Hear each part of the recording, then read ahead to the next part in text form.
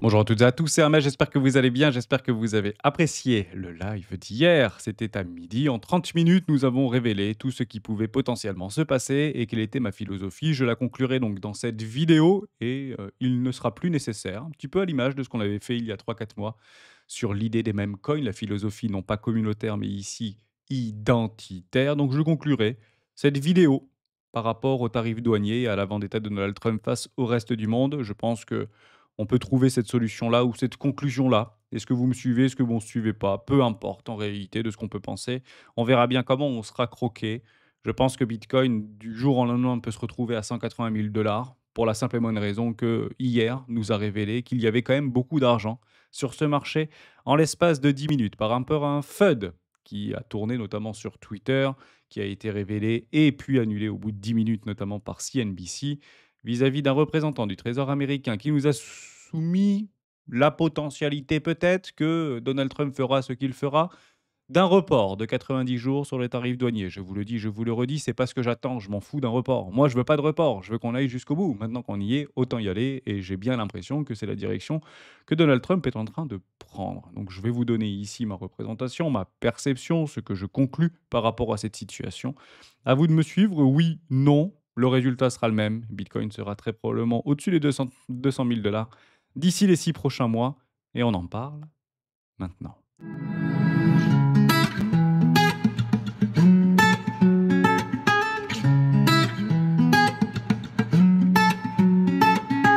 Juste avant de commencer, je vous invite toujours à rejoindre le Score des rois du marché. Vous trouverez le lien dans la description. Petit tour sur l'order flow de Marstouf avec un réveil, notamment des whales sur une prise de liquidité. Encore un piège, une manipulation de marché. Non, juste une opportunité. On est parti chercher des trendlines baissières. On est même relativement éloigné d'une super trendline haussière.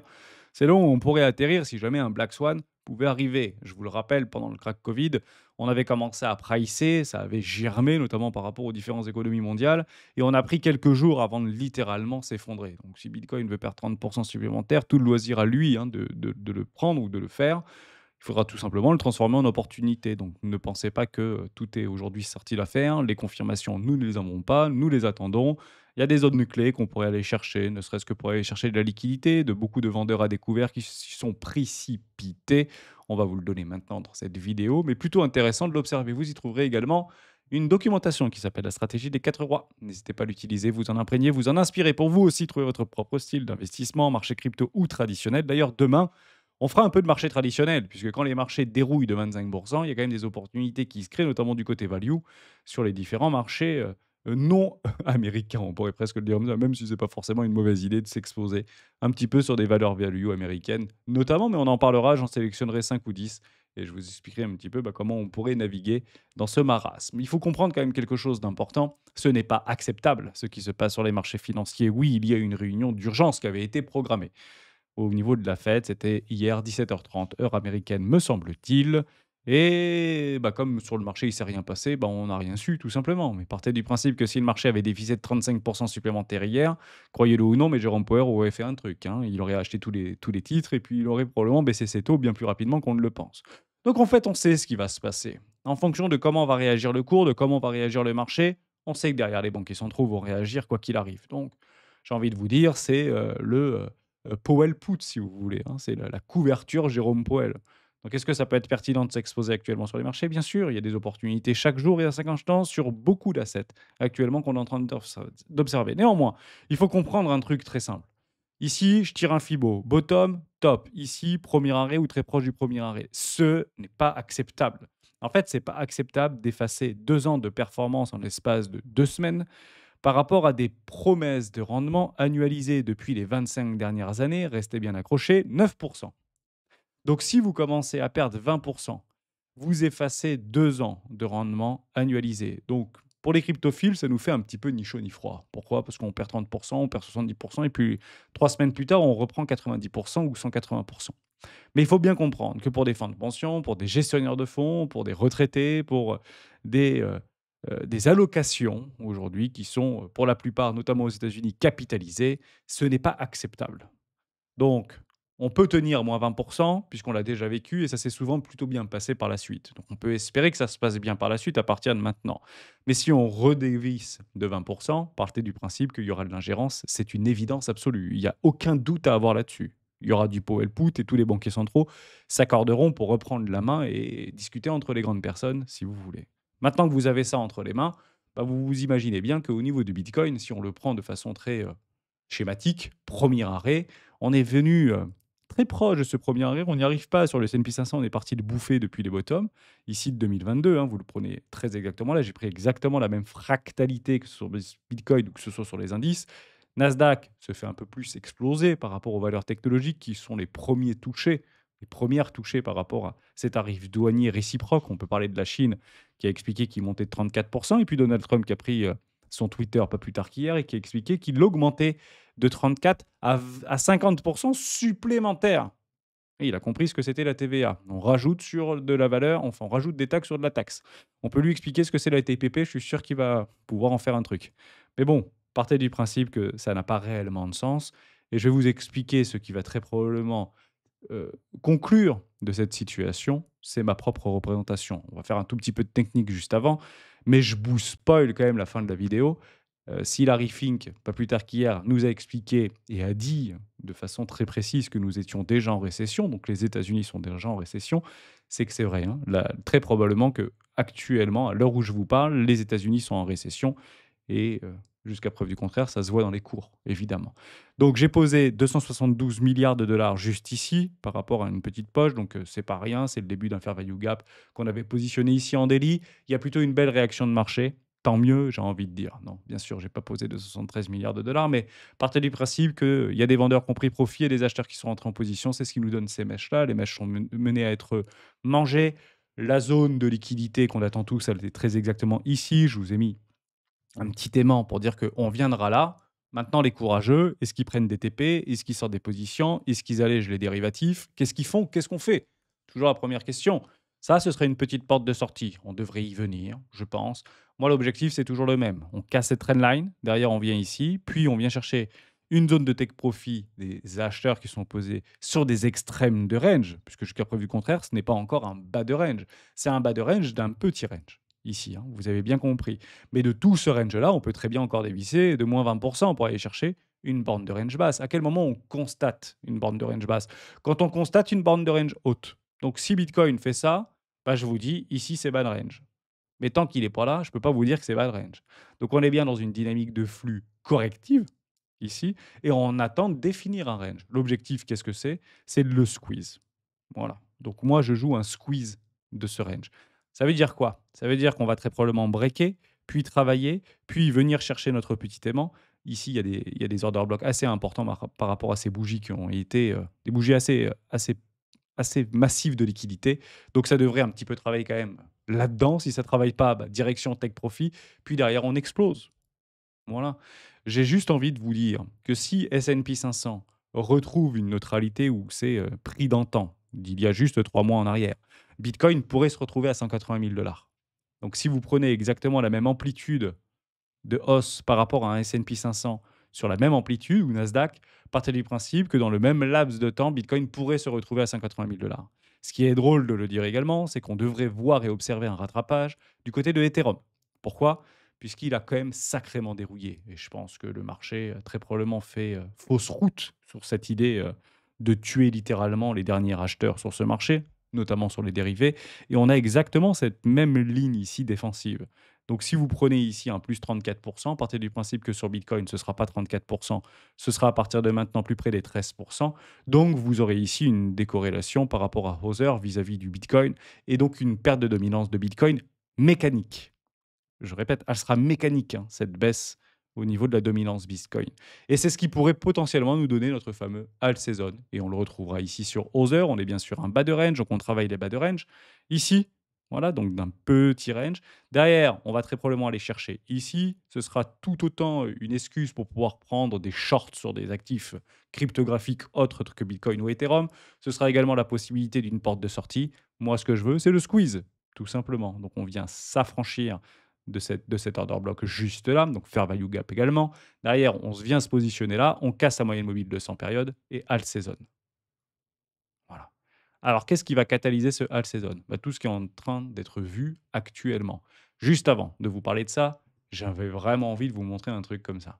le Fear and Greed sur le CNN, qui a été en fait un indicateur qui a été revu parce qu'à l'époque ça s'appelait pas CNN comme ça S, ça s'appelait autre chose, je ne sais plus comment ça s'appelait. Bon bref, c'est un indicateur qui empile plusieurs indicateurs. Il y a le VIX, le momentum du marché, vous avez les options put, call notamment, et enfin les ratios put call, vous avez tout ce qui est lié à la volatilité, les volumes des actions, que ce soit la hausse ou que ce soit la baisse, la demande obligataire, on peut ici parler de risk-off notamment, et les spreads sur les obligations en redemande. D'ailleurs, si vous regardez les spreads sur les différents brokers cryptographiques, ouais, on avait envie de pisser du sang. Il y avait quand même des gaps de spreads de près de 1000 $ hein, hier dans l'après-midi. C'était assez fou à observer, soit dit en passant.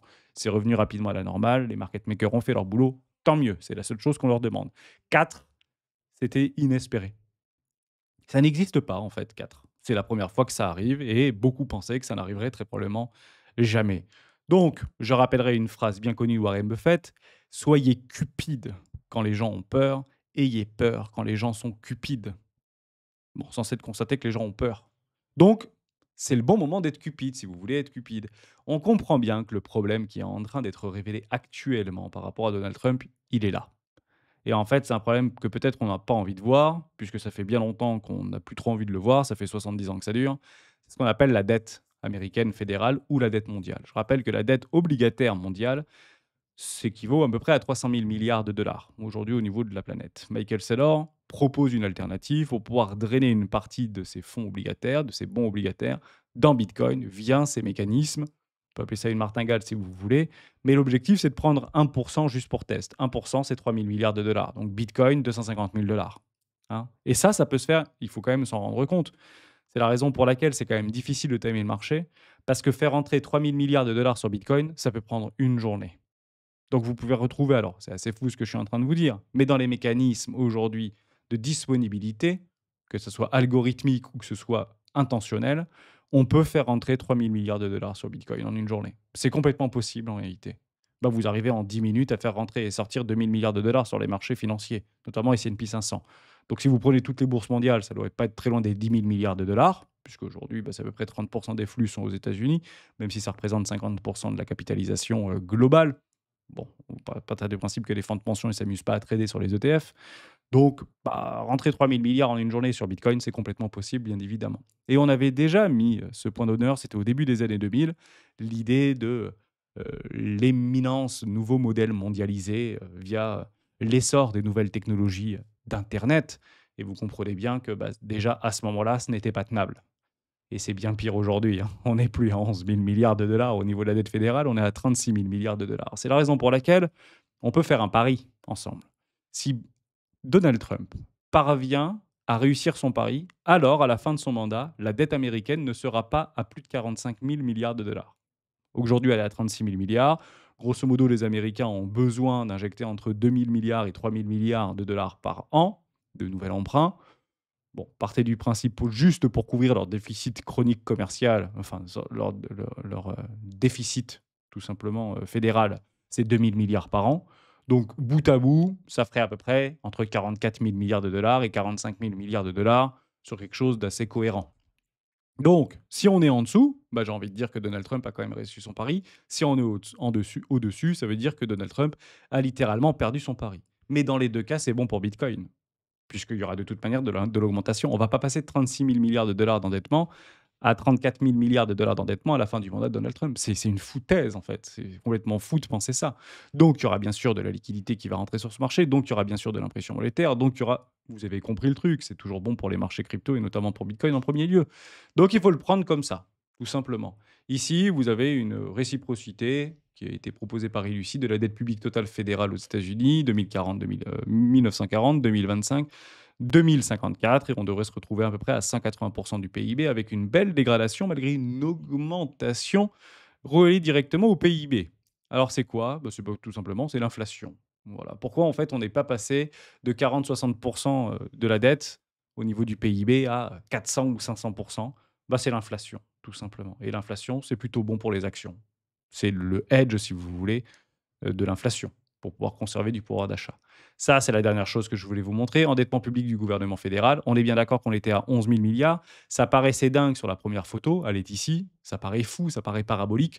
Non, non, c'est pas du tout parabolique en fait, hein. Jusqu'aux années 2000, en fait, on a vraiment l'impression que c'est plutôt bien, c'est plutôt bien maîtrisé, soit dit en passant, avec une forme d'aplat juste ici. Et puis derrière, ça explose littéralement. Donc le problème, il est là. Donc après des dizaines d'heures que j'ai passé à lire, depuis maintenant plusieurs semaines, depuis euh, j'ai envie de dire l'aversion de Donald Trump par rapport à ses promesses vis-à-vis de ses actes. J'ai écouté beaucoup d'économistes, aussi talentueux les uns que les autres. Trump, ici, ne joue pas le même jeu que les autres. C'est sa marque de fabrique. Donc, est-ce qu'il veut exposer, faire exploser, rebâtir un nouveau monde, un monde meilleur, First America? Oh, je suis sûr qu'il est paré de plein de bonnes intentions.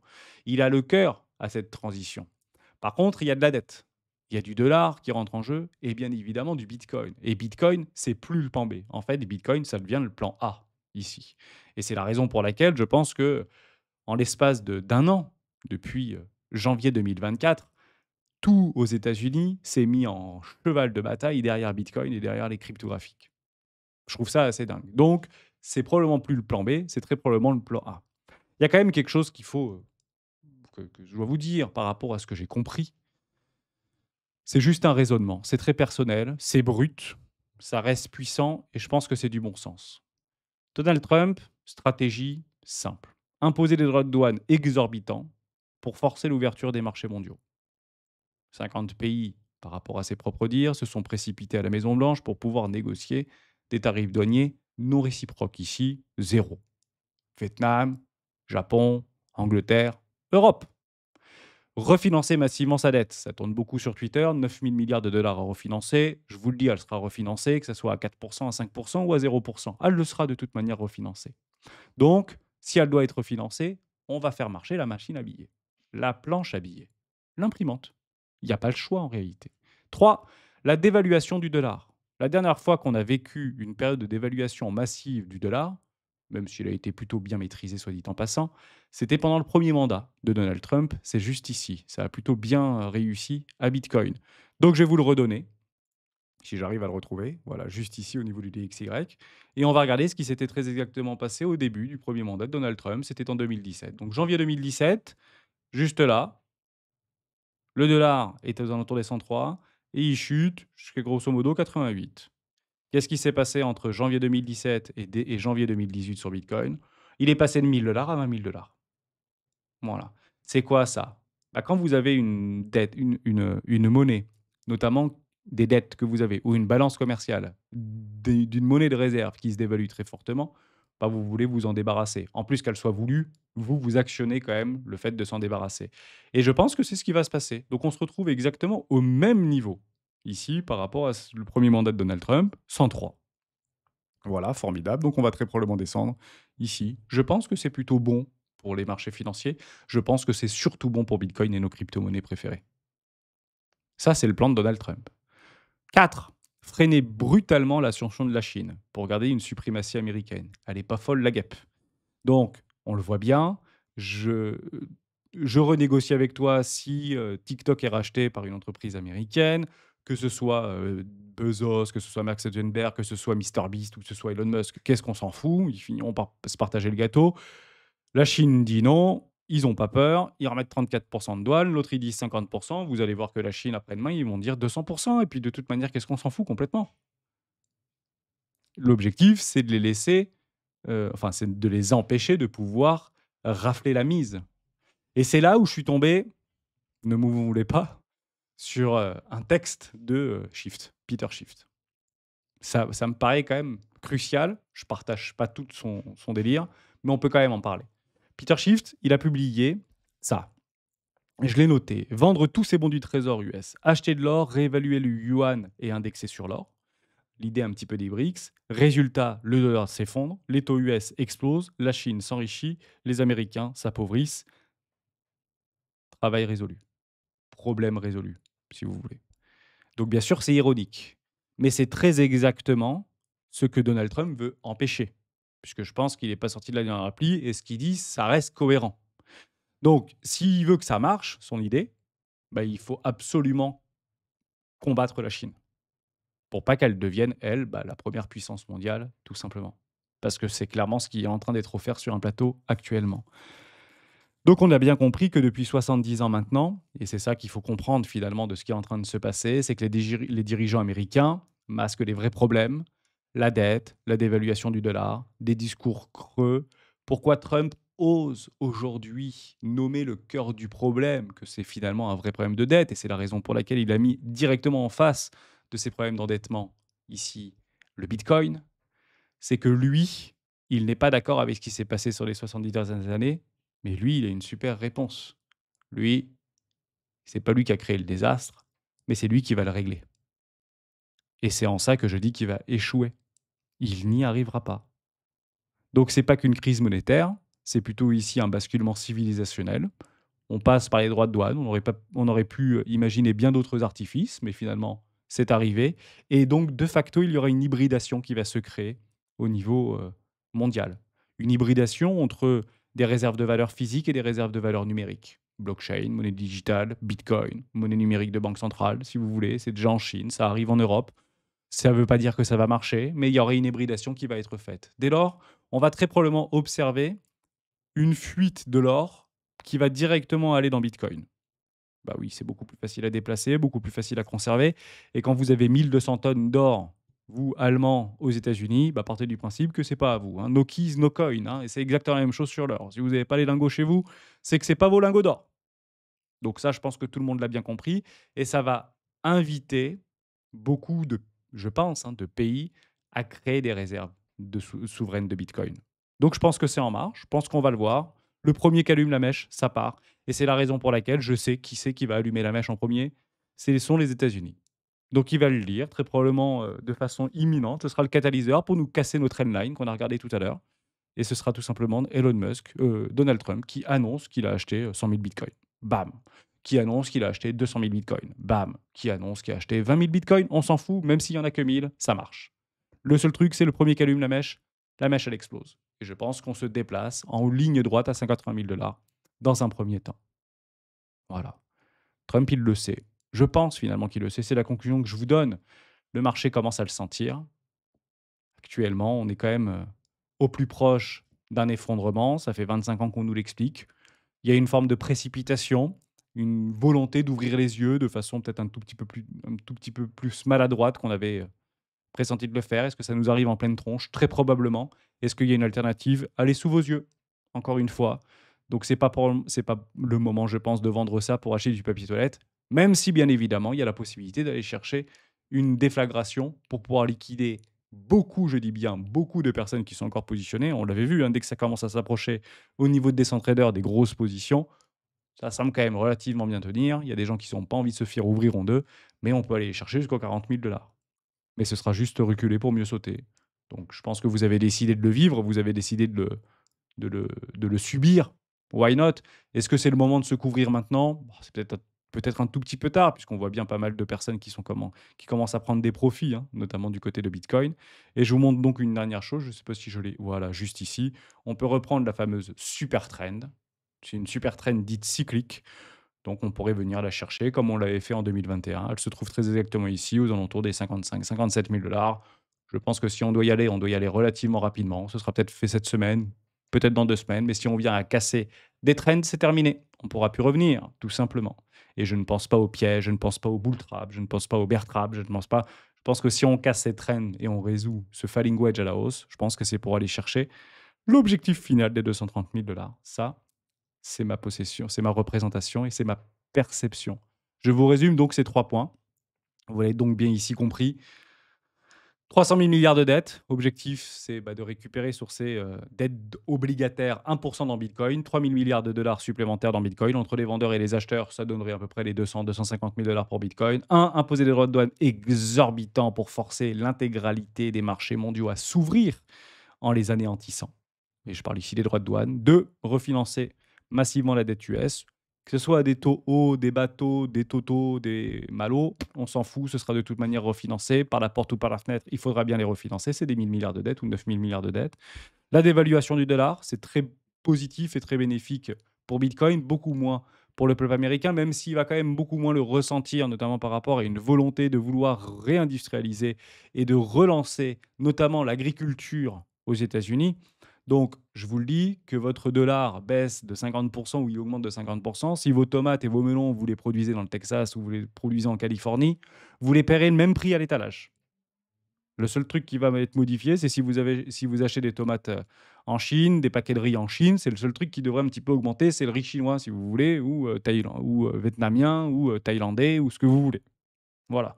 Donc le riz américain, ça va pas bouger, le riz thaïlandais, basmati, ça risque d'augmenter. C'est tout, hein. Vous regardez bien et dans les pays qui ont une très forte volatilité vis-à-vis de leur devise, on prend l'exemple de l'Argentine pas plus tard qu'il y a 2 ans en arrière jusqu'à aujourd'hui et c'est dramatique ce qui est en train de se passer. Leurs patates douces, enfin, ou leurs pommes de terre qui font pousser dans leur terre, elles coûtent pas 5 fois plus cher. C'est celles qui sont importées, vous l'avez bien compris comme ça. On va freiner brutalement l'ascension de la Chine, donc je pense qu'on n'en a pas fini avec la Chine et les États-Unis. Je pense que c'est la guerre et je préfère avoir ce type de guerre plutôt que d'envoyer des missiles à travers la tronche des Chinois et que ça passe au-dessus de l'Europe, ce serait quand même moins agréable et propulser Bitcoin comme un nouvel étalon monétaire mondial. Il faut pas le voir, il faut juste que la mèche s'allume. Si la mèche s'allume, on déplacera le prix de Bitcoin comme rarement vous l'avez vu. Voilà ma représentation. Je reste donc particulièrement boule. Je subirai la volatilité à la hausse comme à la baisse. Vous en ferez très probablement autant. De toute manière, vous l'avez décidé lors du sondage d'hier. Vous attendez, vous achetez ou vous vendez, voire vous shortez. Vous êtes 7% à vendre ou à shorter. Vous avez donc décidé de le subir. On se retrouve, pour ceux qui souhaitent rester avec moi, demain. Pour les autres, on se retrouve dans 6 mois et on fera les comptes. Moi, je le joue fort. Ciao.